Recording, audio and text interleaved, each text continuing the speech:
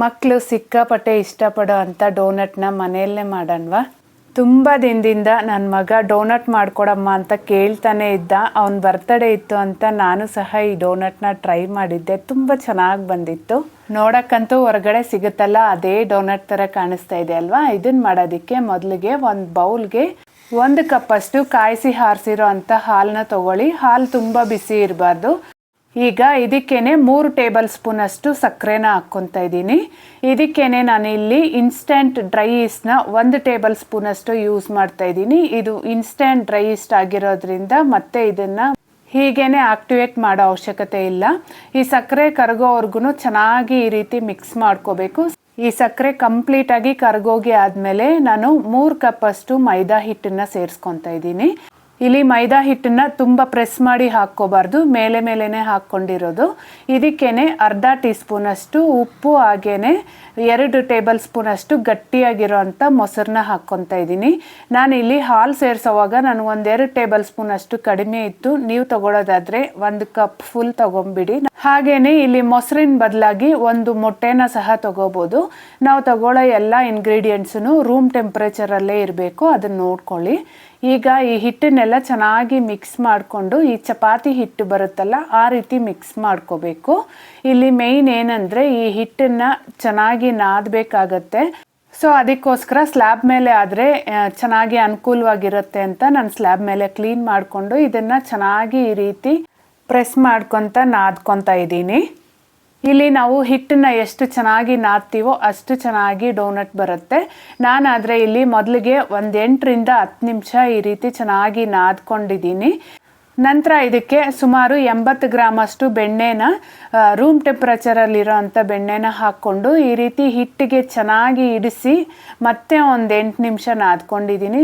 Total ಇಲ್ಲಿ ಕನಿಷ್ಠ 15 ನಿಮಿಷ ಆದರೂ ಈ ರೀತಿ ಸ್ಲ್ಯಾಬ್ ಮೇಲೆ ಚೆನ್ನಾಗಿ ಹಿಟ್ಟನ್ನು ನಾದಿದ್ರೆ ಡೋನಟ್ ತುಂಬ ಚೆನ್ನಾಗಿ ಸಾಫ್ಟಾಗಿ ಬರುತ್ತೆ. ಈಗ ಈ ಹಿಟ್ಟನ್ನೆಲ್ಲ ಚೆನ್ನಾಗಿ ಮಿಕ್ಸ್ ಮಾಡಿಕೊಂಡು ಒಂದು ಬಟ್ಟೆ ಮುಚ್ಚಿಬಿಟ್ಟು ಅರ್ಧ ಗಂಟೆ ಇದನ್ನು ಹಾಗೆ ರೆಸ್ಟ್ ಬಿಟ್ಬಿಡಬೇಕು. ಅರ್ಧ ಗಂಟೆ ಆದಮೇಲೆ ನೋಡ್ತಾ ಇದ್ದೀನಿ, ನೋಡಿ ಎಷ್ಟು ಚೆನ್ನಾಗಿ ಪ್ಲಫಿಯಾಗಿ ಸಾಫ್ಟಾಗಿ ಆಗೋಗಿದೆ ಹಿಟ್ಟು ಸಹ. ಈಗ ಇದನ್ನು ನಾನು ಈಕ್ವಲ್ ಪೋರ್ಷನಲ್ಲಿ ಕಟ್ ಮಾಡ್ಕೊತಾ ಇದ್ದೀನಿ. ಈ ರೀತಿ ಕಟ್ ಮಾಡ್ಕೊಳ್ಳೋದ್ರಿಂದ ಎಲ್ಲ ಡೋನಟ್ಸು ಆಲ್ಮೋಸ್ಟ್ ಸೇಮ್ ಸೈಜಲ್ಲೇ ಬರುತ್ತೆ. ನಾನಿಲ್ಲಿ ಹೊರಗಡೆ ಬೇಕ್ರಿಯಲ್ಲಿ ಸಿಗುತ್ತಲ್ವ ಅದೇ ಸೈಜಲ್ಲಿ ಮಾಡ್ಕೊತಾ ಇದ್ದೀನಿ. ಸೊ ನನಗಿಲ್ಲಿ 8 ಡೋನಟ್ ಆಗ್ತಾ ಇದೆ. ನೀವೇನಾದರೂ ಚಿಕ್ಕ ಸೈಜ್ ಮಾಡ್ಕೊಳ್ಳೋದಾದರೆ ಇನ್ನೂ 4 ಪೀಸ್ ಎಕ್ಸ್ಟ್ರಾ ಮಾಡ್ಕೋಬೋದು. ಈಗ ಒಂದೊಂದು ಪೀಸ್ನ ತಗೊಂಡು ಈ ರೀತಿ ಸರಿಯಾಗಿ ರೋಲ್ ಮಾಡ್ಕೊತ ಏನು ಕ್ರ್ಯಾಕ್ಸ್ ಇಲ್ದಿರ ಈ ರೀತಿ ಬಾಲ್ ಶೇಪಲ್ಲಿ ಮಾಡಿ ಎಲ್ಲ ತೆಗೆದಿಟ್ಕೋಬೇಕು. ಈ ಡೋನಟ್ನ ಮಾಡೋದು ಈಸಿ ಆದ್ರೂ ಸ್ವಲ್ಪ ಟೈಮ್ ಟೇಕಿಂಗ್ ಪ್ರೋಸೆಸ್ಸು. ಸೊ ಮತ್ತೆ ಈ ರೀತಿ ಬೇಕಿಂಗ್ ಪೇಪರ್ನ ಒಂದು ಪ್ಲೇಟ್ ಮೇಲೆ ಇಟ್ಕೊಂಡು ನಾವು ರೆಡಿ ಮಾಡಿ ಇಟ್ಕೊಂಡಿರೋ ಅಂಥ ಡೋನಟ್ ಬಾಲ್ಸ್ನ ಸ್ವಲ್ಪ ಗ್ಯಾಪ್ ಬಿಟ್ಬಿಟ್ಟು ಇಟ್ಕೋಬೇಕು. ಯಾಕಂದರೆ ಇದು ಮತ್ತೆ ಸ್ವಲ್ಪ ಉಬ್ಬೋದ್ರಿಂದ ತುಂಬ ಹತ್ರ ಇಟ್ಬಿಟ್ರೆ ಅಂಟ್ಕೊಂಡಂಗೆ ಆಗೋಗುತ್ತೆ. ಈಗ ಈ ರೀತಿ ಒಂದು ಕಪ್ ಸಹಾಯದಿಂದ ಲೈಟಾಗಿ ಈ ರೀತಿ ಪ್ರೆಸ್ ಮಾಡಿ ಇದನ್ನು ಈ ಶೇಪಲ್ಲಿ ಮಾಡಿಟ್ಕೊಂಡು ಮತ್ತೆ ಇದನ್ನು ಒಂದು ಬಟ್ಟೆ ಮುಚ್ಚಿಬಿಟ್ಟು 1 ಅವರ್ ಬಿಟ್ಬಿಡಬೇಕು. ಇದು ಸೈಜಲ್ಲಿ ಡಬಲ್ ಆಗುತ್ತೆ, ಆವಾಗ ತುಂಬ ಪ್ಲಫಿಯಾಗೂ ಬರುತ್ತೆ. ನೋಡಿ ಎಷ್ಟು ಚೆನ್ನಾಗಿ ಮತ್ತೆ ಉಬ್ಕೊಂಡ್ಬಂದ್ಬಿಟ್ಟಿದೆ. ಈಗ ನೋಡ್ತಾ ಇರ್ಬೋದು ಈ ಹಿಟ್ಟೆಲ್ಲ ಎಷ್ಟು ಚೆನ್ನಾಗಿ ಪ್ಲಫಿಯಾಗಿ ಕಾಣಿಸ್ತಾ ಇದೆ. ಫುಲ್ ತುಂಬ ಹಗುರವಾಗಿ ಆಗೋಗಿರುತ್ತೆ. ಈಗ ಈ ರೀತಿ ಯಾವುದಾದ್ರೂ ಒಂದು ಕ್ಯಾಪ್ ಸಹಾಯದಿಂದ ಸಣ್ಣದಾಗಿ ಈ ರೀತಿ ಡೋನಟ್ ಶೇಪಲ್ಲಿ ಹೋಲ್ನ ಮಾಡ್ಕೋಬೇಕು. ನಾನಾದರೆ ಇಲ್ಲಿ ಲಿಪ್ ಕೇರ್ ಯೂಸ್ ಮಾಡ್ತೀವಲ್ವ ಅದಕ್ಕೆ ಕ್ಯಾಪ್ ಇತ್ತು, ಅದನ್ನು ಚೆನ್ನಾಗಿ ವಾಶ್ ಮಾಡಿಕೊಂಡು ಈ ರೀತಿ ಹೋಲ್ ಮಾಡ್ಕೊತಾ ಇದ್ದೀನಿ. ಪರ್ಫೆಕ್ಟ್ ಸೈಜಲ್ಲಿದೆ ಇದು. ಇಲ್ಲ ಅಂದರೆ ನೀವು ಯಾವುದಾದ್ರೂ ಸಿರಪ್ದು ಕ್ಯಾಪ್ ಇರುತ್ತಲ್ಲ ಅದರಲ್ಲಿ ಹೋಲ್ ಮಾಡ್ಕೋಬೋದು. ಈಗ ಈ ಡೋನಟ್ಸ್ನೆಲ್ಲ ಈ ರೀತಿ ರೆಡಿ ಮಾಡ್ಕೊಂಡಾದ್ಮೇಲೆ ನಾನಿಲ್ಲಿ ಎಣ್ಣೆನ ಕಾಯಕ್ಕಿಟ್ಟಿದ್ದೆ. ಎಣ್ಣೆ ತುಂಬ ಬಿಸಿ ಆಗಿರಬಾರ್ದು, ಮೀಡಿಯಮ್ ಆಗಿ ಕಾದಿರಬೇಕು. ನಂತರ ನಾವು ರೆಡಿ ಮಾಡಿ ಇಟ್ಕೊಂಡಿರೋ ಅಂಥ ಡೋನಟ್ನ ನಿಧಾನವಾಗಿ ಈ ರೀತಿ ಹಾಕ್ಕೋಬೇಕು. ಇಲ್ಲ ಅಂದರೆ ನೀವು ಬಟರ್ ಪೇಪರ್ ಹಾಕಿರ್ತೀರಲ್ಲ ಆ ಬಟರ್ ಪೇಪರ್ ಸಮೇತ ಕಟ್ ಮಾಡಿಕೊಂಡು ಎಣ್ಣೆಯಲ್ಲಿ ಹಾಕ್ಬಿಟ್ಟು ನಂತರ ಆ ಪೇಪರ್ನ ನಿಧಾನಕ್ಕೆ ತೆಗೆದು ಬಿಡ್ಬೋದು. ಇಲ್ಲ ಅಂದರೆ ಇದೇ ರೀತಿ ಕೈಯಲ್ಲೂ ಸಹ ಹಾಕ್ಕೋಬೋದು. ಇದನ್ನು ಲೋ ಫ್ಲೇಮಲ್ಲೇ ಫ್ರೈ ಮಾಡ್ಕೋಬೇಕಾಗತ್ತೆ, ಬಿಕಾಸ್ ಇದನ್ನು ಒಳಗಡೆವರೆಗೂ ಚೆನ್ನಾಗಿ ಬೇಯಬೇಕಲ್ವ. ಸೊ ಅದಕ್ಕೋಸ್ಕರ ಯಾವುದೇ ಕಾರಣಕ್ಕೂ ಫ್ಲೇಮ್ನ ಜಾಸ್ತಿ ಇಟ್ಬಿಟ್ಟು ಏನಾದರೂ ಫ್ರೈ ಮಾಡಿಬಿಟ್ರೆ ಮೇಲೆ ಕಲರ್ ಚೇಂಜ್ ಆಗುತ್ತೆ, ಒಳಗಡೆ ಹಸಿ ಹಸಿಯಾಗಿ ಹಾಗೆ ಇದ್ಬಿಡತ್ತೆ. ಡೋನಟ್ನ ಲೋ ಫ್ಲೇಮಲ್ಲೇ ಚೆನ್ನಾಗಿ ಬೇಯಿಸ್ಕೊಂಡ್ರೆ ಒಳಗಡೆವರೆಗೂ ಚೆನ್ನಾಗಿ ಬೆಂದಿರುತ್ತೆ, ರುಚಿ ಸಹ ಚೆನ್ನಾಗಿರುತ್ತೆ. ಈಗ ನೋಡಿ ನಾನಿಲ್ಲಿ ಎಲ್ಲ ಡೋನಟ್ನ ರೆಡಿ ಮಾಡ್ಕೊಂಡಿದ್ದೀನಿ.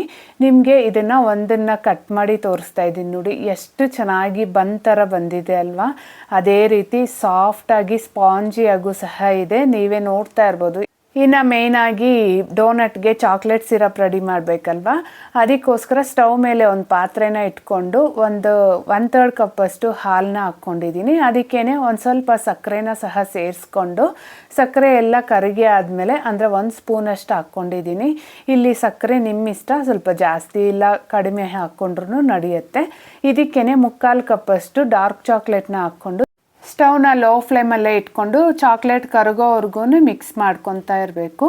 ಇಲ್ಲಿ ಚಾಕ್ಲೇಟ್ ನೀವು 3/4 ಕಪ್ ತೊಗೊಳೋದಾದರೆ 1/3 ಕಪ್ಪಷ್ಟು ಹಾಲು ತೊಗೊಂಡ್ರೆ ಕರೆಕ್ಟಾಗಿ ಆಗುತ್ತೆ. ಜಾಸ್ತಿ ಹಾಲು ಹಾಕ್ಬಿಟ್ರೂ ಸಿರಪ್ ತುಂಬ ತೆಳು ಆಗೋಗುತ್ತೆ.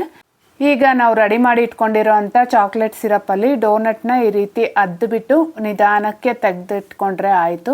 ಎಷ್ಟು ಚೆನ್ನಾಗಿ ಕಾಣಿಸ್ತಾ ಇದೆ ಅಲ್ಲ, ಹೊರಗಡೆ ತೊಗೊಳ್ಳೋ ಥರನೇ ಇದೆ. ಇದಕ್ಕೆ ಇನ್ನಷ್ಟು ಅಟ್ರಾಕ್ಟಿವ್ ಆಗಿ ಕಾಣಿಸ್ಲಿ ಅಂತ ನಾನು ಇಲ್ಲಿ ರೈನ್ಬೋ ಸ್ಪ್ರಿಂಕಲ್ಸ್ನ ಯೂಸ್ ಮಾಡ್ತಾ ಇದ್ದೀನಿ. ಇದೆಲ್ಲ ಏನು ಇಲ್ಲ ಅನ್ನೋದಾದ್ರೂ ಸಕ್ಕರೆನ ಪೌಡರ್ ಮಾಡಿಕೊಂಡು ನಾವು ರೆಡಿ ಮಾಡಿ ಇಟ್ಟಿರುವಂಥ ಡೋನಟ್ನ ಸ್ವಲ್ಪ ಸಕ್ಕರೆ ಅಂಟ್ಕೊಳ್ಳೋ ಥರ ರೋಲ್ ಮಾಡಿದ್ರೆ ಸಾಕು. ಅದು ಸಹ ಸಿಂಪಲಾಗಿ ಚೆನ್ನಾಗಿರುತ್ತೆ. ಖಂಡಿತ ನಿಮಗೆ ವಿಡಿಯೋ ಇಷ್ಟ ಆಗಿರುತ್ತೆ ಅಂದ್ಕೊತೀನಿ.